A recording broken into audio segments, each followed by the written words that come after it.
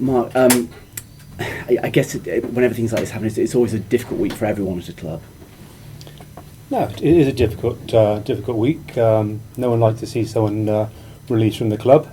But after speaking to the players this morning, it's only been 48 hours and they're still taking it in. But now they understand what's happened, they're in a good place and they're looking forward to getting back to playing rugby. How did that meeting go this morning?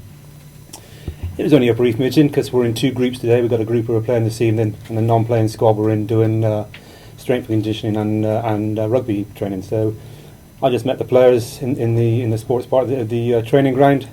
Like I said, I went through what information I've received from the board and explained where we are and where we need to go. And from your point of view, just describe your week for us, because I guess a lot's happened, hasn't it?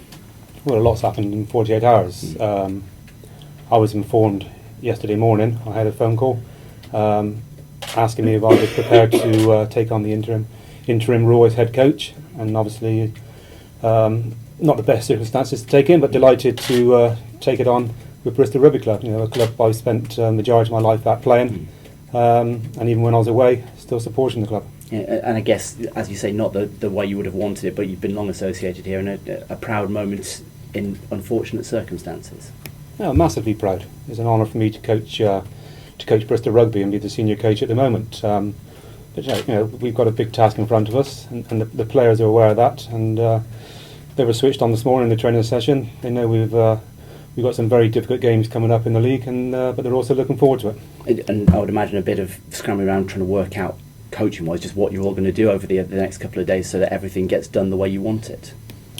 No, not so much scratching around. We know what we're doing. The coaches are still in place. They're still doing their coaching rules. It's just a matter of someone different now, organising the training sessions and actually planning what we're actually doing in the sessions. Is it a role that you would want to see yourself doing at some point in the future, whether now or who knows what's going to happen after that? Well, we'll wait to see what the future brings. I've been given this for a period. I don't know how long that period is going to be, but I'm going to embrace it and do the best I can at it. And I suppose nobody likes uncertainty, certainly players don't. So what can you say to them to get them focused on the important matter of getting that first win? Well, the important thing is they realise that the club is bigger than any of us. And their response in training today was great. You know, there was always questions in the meeting this morning, and I think I answered those questions.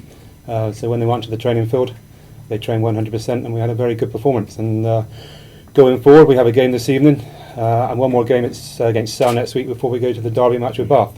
So we have 13 days really to get the team organised for the Bath game. And given the timescales involved, realistically, there's not a great deal, I'd imagine, you can do in terms of implementing things for this evening's match. No, this evening's match, we've got two young coaches who've have taken that on, and they prepared the team very well. We've got a mix of youth and experience in the game tonight, so it's an opportunity for people to go out and express themselves. And with the 13 days leading into the Bath match, we're going to try and create a little bit more intensity on the training field. Don't even need to spend more time out there. It's just a matter of being more accurate in what we do, and trying to play some more football. You know, we know we're in a difficult situation. We've not been competitive in the breakdown, and we've been kicking the ball away too much, allowing the opposition to come back at us. So we'll speak about that more in depth next week, how we change little things up, and try and play more phased football, so we can play in better areas of the field and have the opportunity to score more tries. So if there's limited time, obviously, but what would be your number one goal? What do you want to see the team do better than you've done so far this season? Well, the first thing I want the team to do is to start enjoying training again. I see some smiling faces on the training field, and once we get that, they will start to express themselves. And then we want to take that onto the actual playing field.